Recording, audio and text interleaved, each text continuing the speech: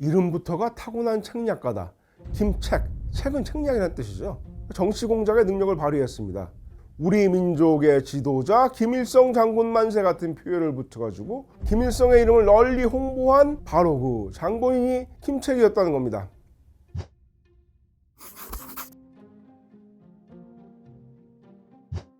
안녕하세요 여러분, 유석재의 악인전. 오늘은 6.25 전쟁과 관련된 북한의 인물에 대해서 한번 해보겠습니다. 최악의 전범이 김일성이라는 사실은 많은 사람이 알고 있지만 그의 버금가는 전범이 과연 누구였나?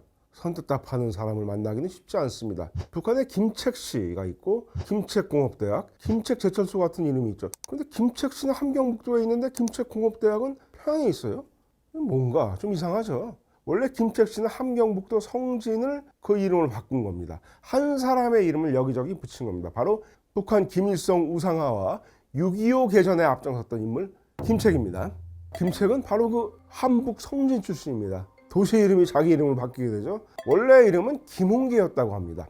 어려서 중국 지린성으로 이주한 빈농가정 출신이었습니다. 10대 때 이미 지하 청년단체 활동을 하면서 공산주의자가 됐습니다. 1927년에 조선공산당 화요파 당원으로 일제 체포돼서 2년 동안 감옥에 있었어요. 출소 후인 1930년 중국 공산당에 가입했습니다. 그러니까 1930년대 후반에 중국 공산당이 조직한 만주의 동북항일연군에 참가해서 항일활동을 했다고 전합니다. 이 동북항일연군이 김일성이 활동했던 그 부대입니다. 평가가 좋았습니다. 그때 김책 동지는 성실하고 입이 무거우며 신중하면서도 온화한 성격이어서 중간에서 조종자 역할을 잘한다. 이거 중국 공산당 내 누군가를 연상시키지 않습니까 여러분? 악인전에도 여러 번 나왔던 저원나이, 주은래라고 했던 우리가 말하자면 북한의 주은래, 북한의 저원나이라고 할 만한 평가를 받고 있었습니다. 다만 저우보다는 훨씬 저돌적이고 공격적인 인물이었음이 뒤에 밝혀집니다. 당시에 김책의 계급은 소좌였고 김일성은 대위였습니다. 소좌가 지금 우리나라 소련과 비슷한 계급이니까 김책이 김일성보다 계급이 높았던 거예요. 김책은 김일성보다 늦게 소련에 합류했지만 해방 직후 북한으로 간 다음에 이 소련 군정 측에서도 평가가 좋은 편이었습니다. 상황에 따른 임기응변이 좋으면서도 냉정한 분석력을 지니고 있다. 1946년 2월 북한의 사실상의 정부인 북조선 임시인민위원회가 들어선 다음에 권력이 김일성에게 집중이 됐는데 김책의 공이 여기에서 컸다고 전해집니다. 김일성 외의 정치 세력이 김책에 의해서 신속하게 정리됐다는 겁니다. 김일성이 귀국한 직후에 평양, 함흥, 원산 등의 주요 도시에 우리 민족의 지도자 김일성 장군 만세 같은 표현을 붙여가지고 김일성의 이름을 널리 홍보한 바로 그 장본인이 김책이었다는 겁니다. 혁명송가 김일성 장군의 노래와 장편서사시 백두산을 창작한 책임자도 바로 김책이었습니다. 김일성 장군의 노래라는 것은 장백산 줄기줄기 피어린 자욱으로 시작하는 노래입니다.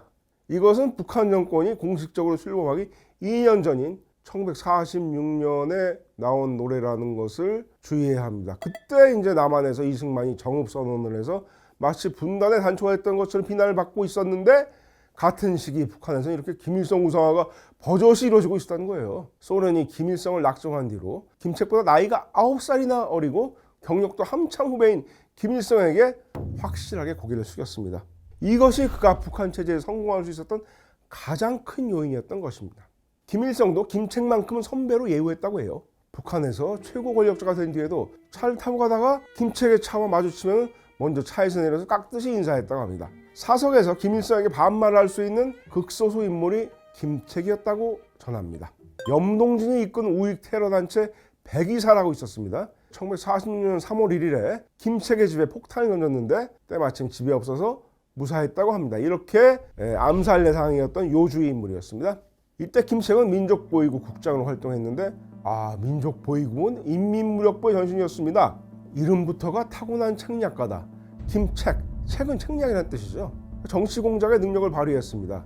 본명 김홍계에서 별명이었던 김책으로 아예 이름을 바꿨어요. 왜냐하면 책사라는 별명으로 김책이라고 사람들이 불렀던 것이 아예 굳어진 결과라는 얘기도 있습니다. 조선인민군 창설에도 큰 역할을 한 데 이어서 1948년 9월 9일 북한 정권 수립과 함께 초대 내각 부수상경 산업상으로 임명됐습니다. 한마디로 김일성의 오른팔이나 마찬가지였죠.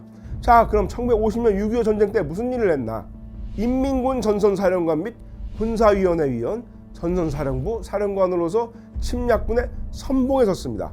강건과 함께 개전 초 중서부 전선의 침공작전을 지휘했습니다. 3일 만에 서울을 점령하는 데 역할을 했고 기념 퍼레이드에도 참석했습니다. 북한군의 남침을 지휘했어요. 이후에도 충북 수안보에서 당시에 김일성과 함께 이야 이거이 과연 물이 좋구만 기래 이런 탄성을 질러대며 온천욕을 했다는 얘기도 전합니다.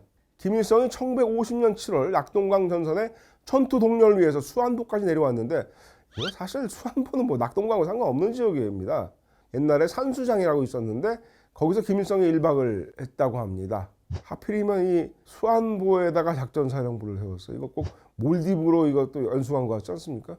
이때 서울에서 붙잡은 남한 연예인들을 대거 동원했다고 하는데 김일성은 좀 악연이 좀 심했던 한 여배우가 김일성과 김책 앞에서 한강수 타령을 부르면서 춤을 췄다는 얘기도 전합니다. 이 순조롭게 진행될 것만 같았던 적화 통일 야욕은 그해 8월 다부동 전투에서의 패전으로 북한 측에서 패전이죠. 한풀 꺾였습니다. 그리고 9월 15일에 인천 상륙 작전으로 완전히 상황이 뒤집힙니다. 김책은 조치원을 통해서 간신히 포위망을 뚫고 도주했습니다. 국군과 유엔군이 평양을 향해 진격했을 때 김책은 내래이 평양에 남아서 미제 반종들하고 싸우겠습니다 라고 자청했다고 합니다. 전선사령관으로 남은 김책은 중공군 참전으로 전세가 뒤집힐 때까지도 평양에 남아 있었습니다. 그러나 1951년 1월 31일 갑자기 사망했습니다. 그의 사망은 남한에서는 오래도록 유엔군의 폭격에 의한 것으로 알려져 있었습니다. 1981년 MBC 드라마 제1공화국에서는 백인철 씨가 김책 역할을 맡았는데 김일성 옆에서 굵직한 함경도 사투리를 쓰면서 온갖 음모를 꾸미며 보좌하는 것을 묘사됐는데 6.25 전쟁 중에 김일성이 김책한테 전화를 걸었는데 김책 동문 바꾸라고 넌 누구야? 라고 소리치다가 김일성이 뭐요? 김책 동문에 죽었시오? 말하더니 넋을 잃고 오열하는 장면이 나옵니다. 근데 시간이 갈수록 암살, 심근경색, 일산화탄소 중독에 의한 사망 등 여러 가지 사인이 제시됐습니다. 일산화탄소 중독 결국 폭격 후유증으로 죽었다는 얘기예요. 김일성의 회고록 세기와 더불어에는 과로사로 나오는데 김일성이 자기 숙소에서 자고 가라고 했는데 사양하고 자기 신문실로 가서 철야 업무를 하다가 사망했다는 것이 북한 측의 공식 기록입니다.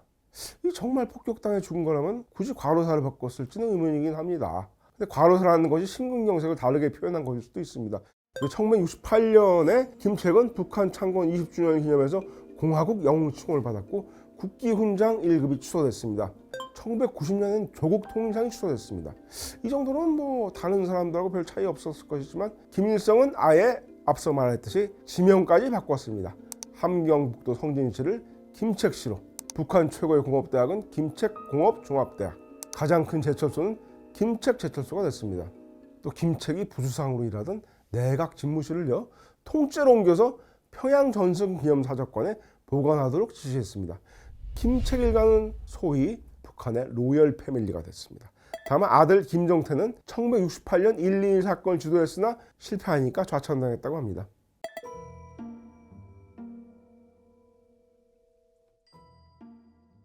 김정태의 아내가 러시아 여성이었는데 북한 정부에 의해서 강제 이혼당했다는 얘기도 전합니다. 북한에서는 공식적으로 이런 얘기를 김일성 자서전인 세기와 더불어라는 책에 적어놓고 있습니다. 평양에 김일성 집무실이든 금수산 태양궁전에는 커다란 금고가 하나 있었는데 측근들 중 누구도 그 안에 뭐가 있는지 모르고 있었다는 겁니다. 모두 정말 굉장한 보물이 그 속에 숨겨져 있을 기야 이렇게 생각했을 뿐이었는데 김일성이 죽은 다음에 열쇠를 찾아서 그걸 열어보니 큰 금고에 웬 사진 한 장만 덜렁 있더라는 겁니다. 그것은 생전에 김일성이 김책과 함께 찍었던 빛바랜 사진이었던 것입니다.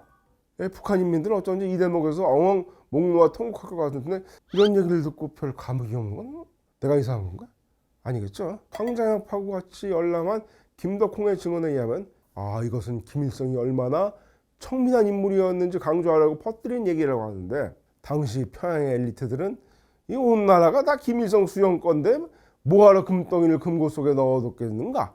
라면서 코웃음 쳤다고 합니다. 김책은 북한의 초기 고위직 중에서도 대단히 신중하고 이성적인 인물이었으며 김일성 우상화와 6.25 남침이라는 두 가지 중책을 적어도 초기에는 성공적으로 수행한 자였습니다. 때로는 겉으로 크게 드러나지 않고 조용해 보이는 악인이, 신중한 악인이 역사에 더 큰 해악을 미친다는 점을 증명하는 자인 셈입니다. 중국 공산당으로 치면 어쩌면 마오쩌둥 못지않게 저우얼라이를 경계해야 한다는 의미인 것입니다.